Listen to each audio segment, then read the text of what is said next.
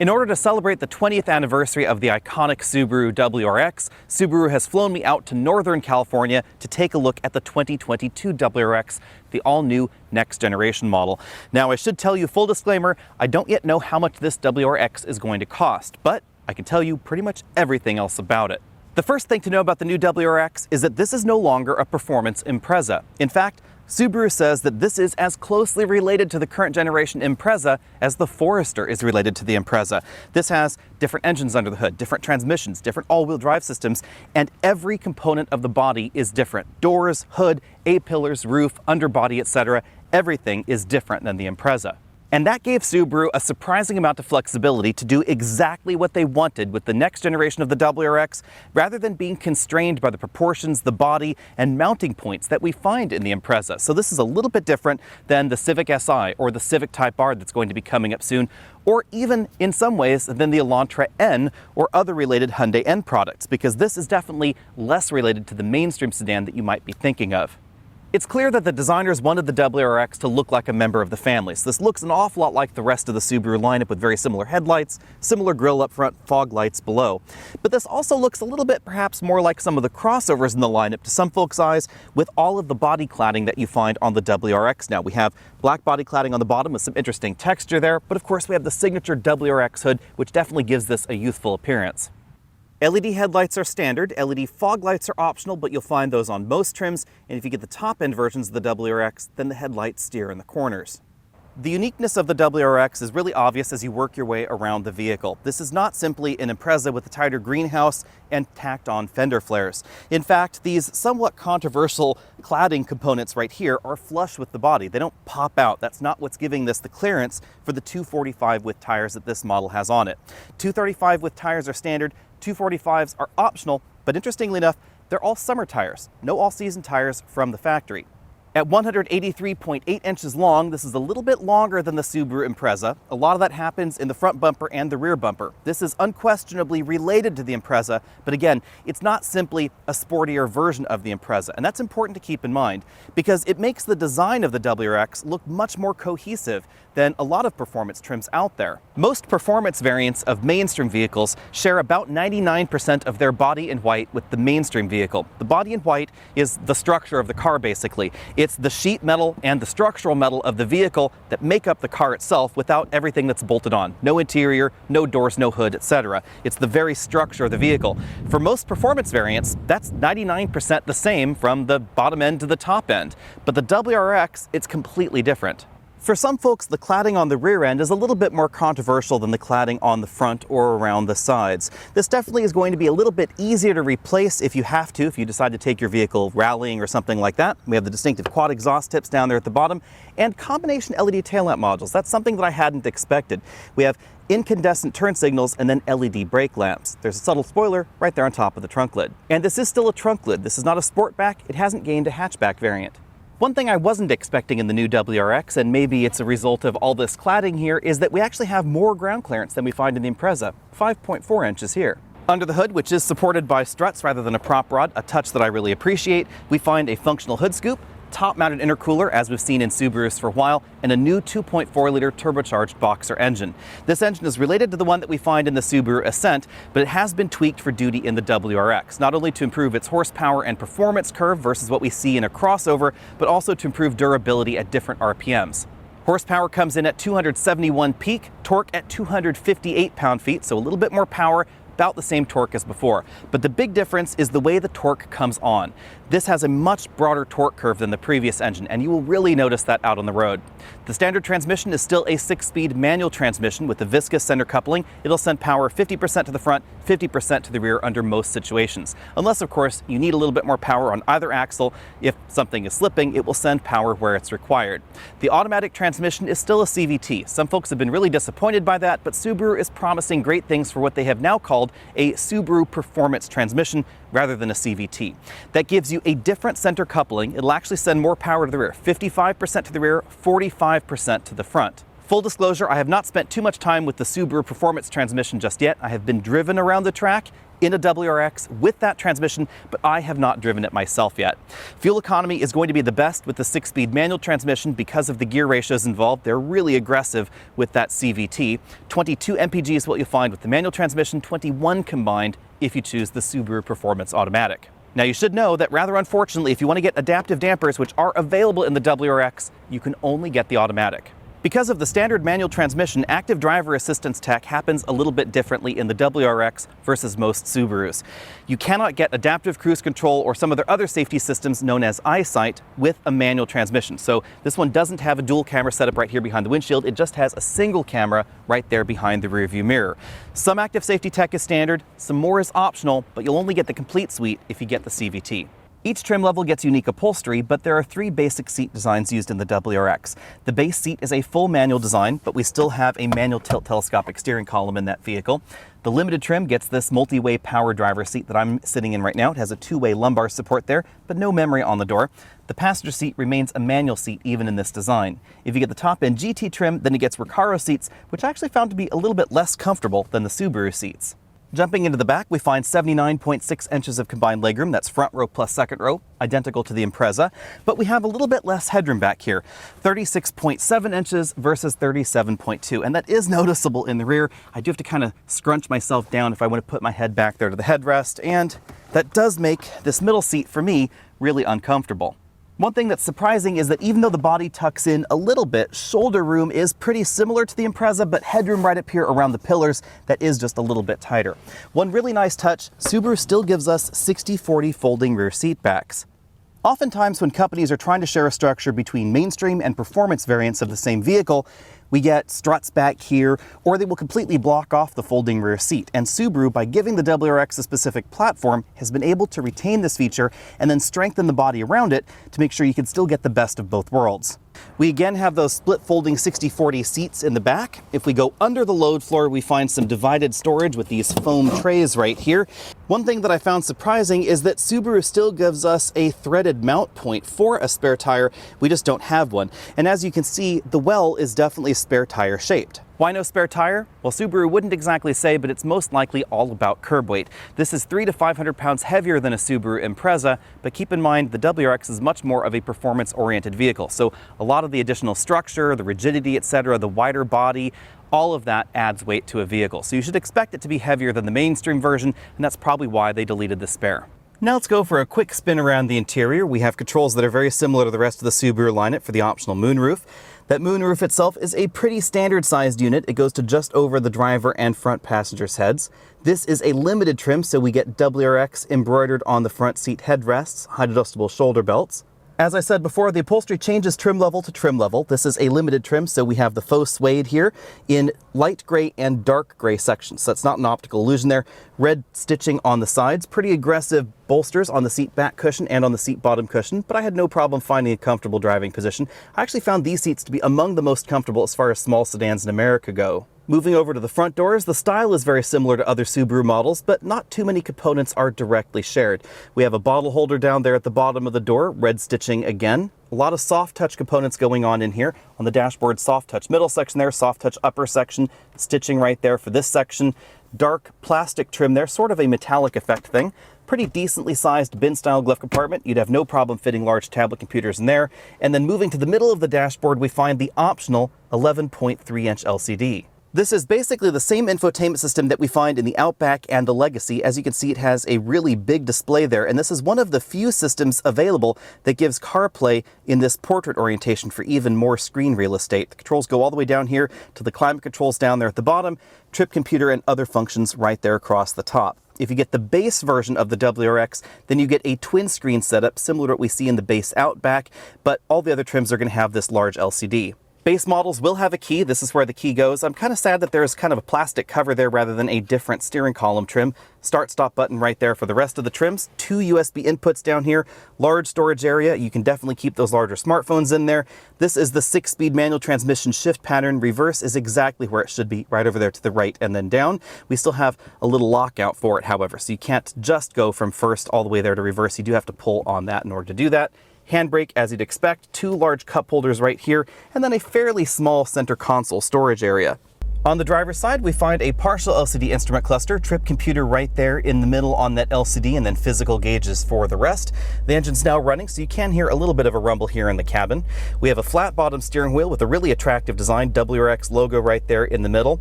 Paddle shifters would be on the back if you got the automatic transmission, but of course this is a manual.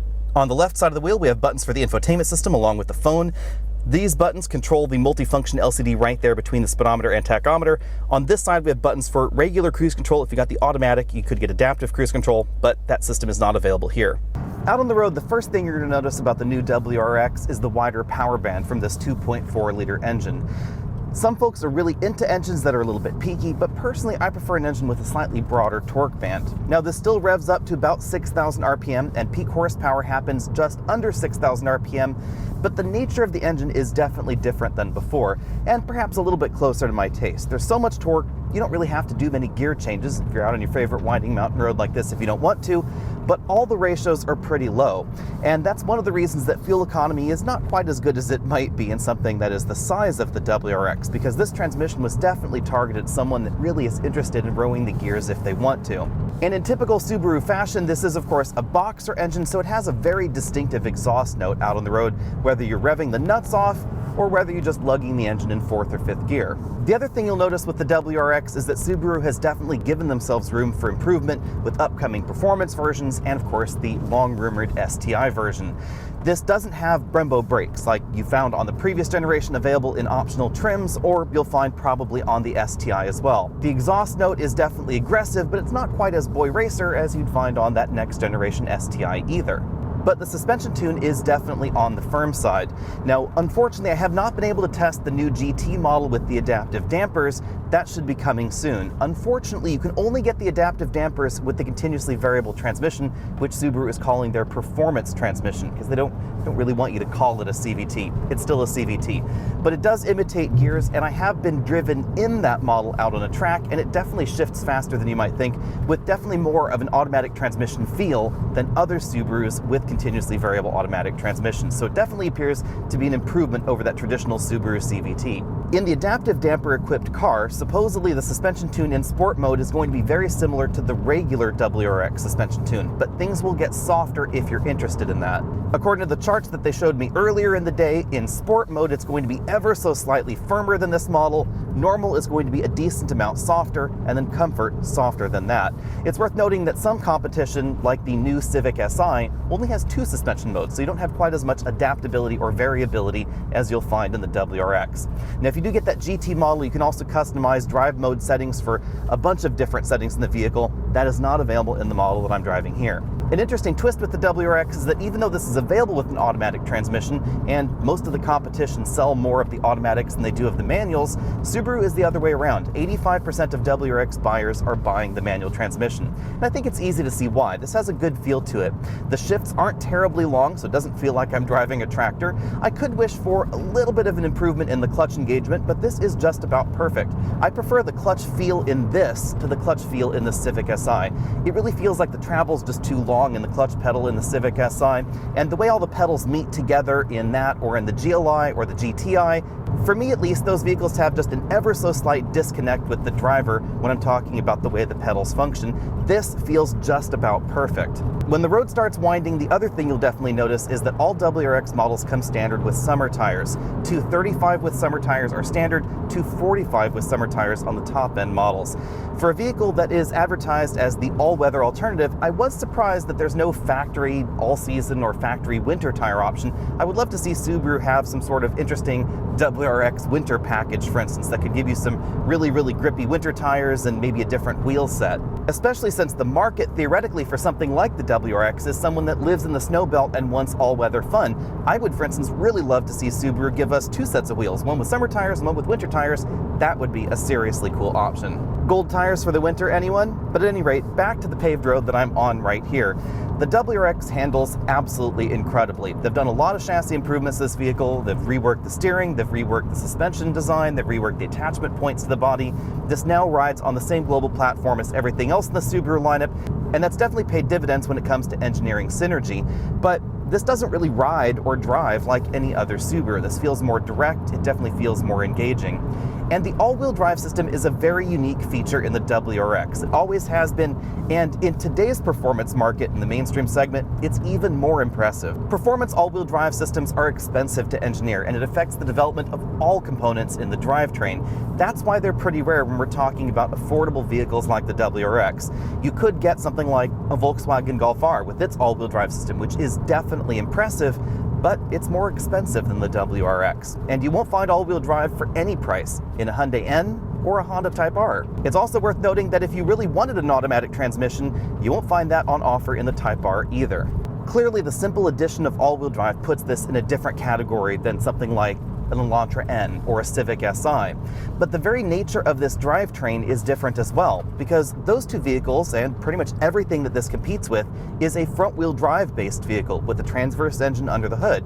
And this is not exactly. This is a longitudinal drivetrain design. So in terms of the design of this drivetrain, this is an awful lot more similar to classic Audi Quattro vehicles, like an A4, not an A3. And the result is that even though this has a decent amount of weight up front, more of the weight is shifted to the rear than in a lot of the comparable vehicles, especially comparable front-wheel drive only vehicles. And you will definitely notice that in the corners. This feels a little bit more neutral than a Civic Si or the Elantra N. Now those are definitely a hoot and a half to drive, and I find a certain amount of joy in torque steer, but there is absolutely none in the WRX. If you're looking for the kind of vehicle that will give you very, very neutral handling under power, that is exactly what this is all about. You point it, and this goes where you have pointed it.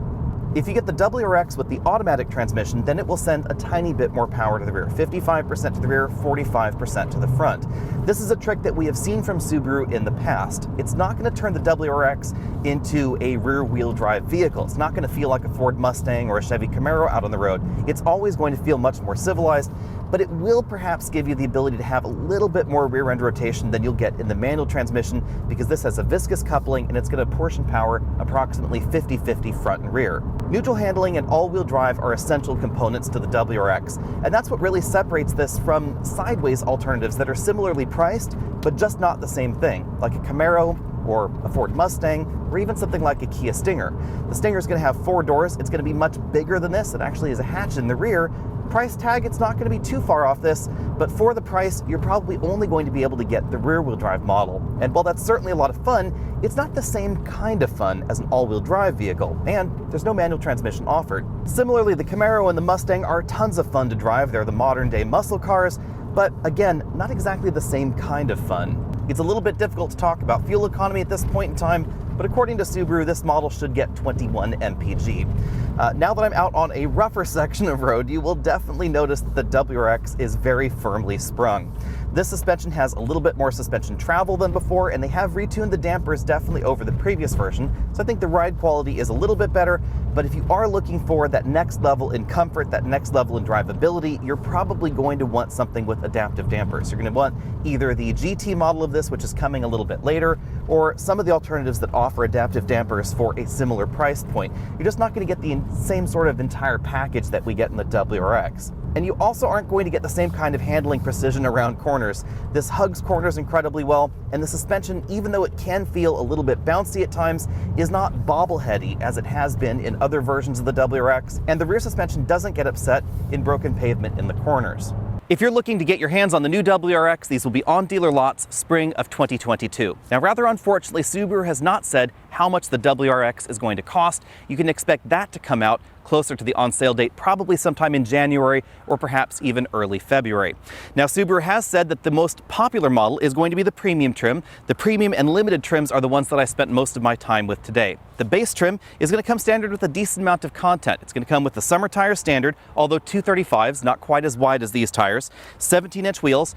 Android Auto and Apple CarPlay are going to be standard, although the infotainment system is going to be different than the one you saw on this model. The base trim is going to get a 2-screen setup with 2 7-inch LCDs. The automatic climate control is a single-zone variant of what we saw in this vehicle, which has dual-zone climate control. LED headlights are standard, but they don't steer in the corners. Next up is the premium trim. That's going to be the most popular one. That gives you LED fog lights, 18-inch wheels, the 11.6-inch LCD that you saw in this model, 2-zone climate control, and keyless go. The base model, you still have to use a key. Next up, we have the limited trim that gives you the steering headlights, blind spot monitoring, power driver seat. This particular one is a limited trim right now. Premium audio, and the moonroof that you saw on this model as well. If you want all of the options, that's going to be the GT trim. That's going to give you the adaptive suspension system. I'm sad that that's the only one that gets adaptive suspension. I really would love to see a limited with a manual transmission and an adaptive suspension system. You'll also get Recaro seats and reverse auto braking. Since I don't know how much the WRX is going to cost, I can't really comment about value, but logically, the limited version of the WRX, which is again this orange one right here, should set you back under $35,000. The current generation model is just under $33,000, plus destination tax, title, all that good stuff. And at that price point, I think the WRX is an excellent buy. If I were shopping in this segment and I was really torn between something like the new Elantra N or a new Civic Si or this, I would get the WRX. I like the uniqueness. I like the fact that the body is different than the Impreza, as I keep saying over and over again, but this is just so much fun to drive. I really love all-wheel drive in my performance vehicles, and that is the big reason that I would get this over those front-wheel drive variants. Front-wheel drive is a ton of fun, don't get me wrong. This is simply more fun for me. Now, you should keep in mind that in terms of long-term repair and maintenance costs, it's entirely possible that the all-wheel drive WRX is going to be more expensive to keep around than those front-wheel drive variants. That's something to keep in mind. Also, something to keep in mind is if you really want an automatic transmission, then I would get some of the Hyundai options, because the dual clutch transmission is simply better feeling to me than the Subaru Performance transmission. Now, I will again have a big qualifier there that I have not personally driven the Subaru Performance automatic transmission, the CVT, but I have been driven around a track in a WRX that had the Performance transmission, and based on the way it felt, personally, I think I would want a DCT, but I'm going to reserve final judgment until I can get my hands on one, which hopefully should be sometime in the spring. The first vehicles to be produced will be the manual transmission ones. The automatic transmission ones will come at least a month later, according to Subaru. Of course, automatic transmission concerns are not really too much of a problem for WRX shoppers, because over 85% of buyers get the manual transmission, and that's really the way I would get the WRX. It is so much fun with the manual, and Subaru really has an excellent transmission and excellent pedal arrangement. I have been a little bit bothered by the pedal placement and just pedal feel in some of the competition. This is exactly my personal preference. Let me know what you think about that down there in the comment section below. This is an improvement on the previous generation WRX, which I already thought was pretty good. Now, I do wish the brakes were just a little bit stronger. I could have a little bit more grip, I think, but stay tuned, because no doubt there will be performance packages and, of course, an upcoming STI model of the WRX that will take this to the next level. While we wait for full pricing to be released, hit that subscribe button down there at the bottom of your screen so you can be updated on all of my latest videos, including a full and complete video with performance numbers for the new WRX just as soon as I can get this back at home, and of course, more details on the automatic transmission version, which I'm really eager to see how that behaves out on the road. In the meantime, you can also find me over at facebook.com/AlexandAutos, Instagram, all those other social places, and I'll see everybody later.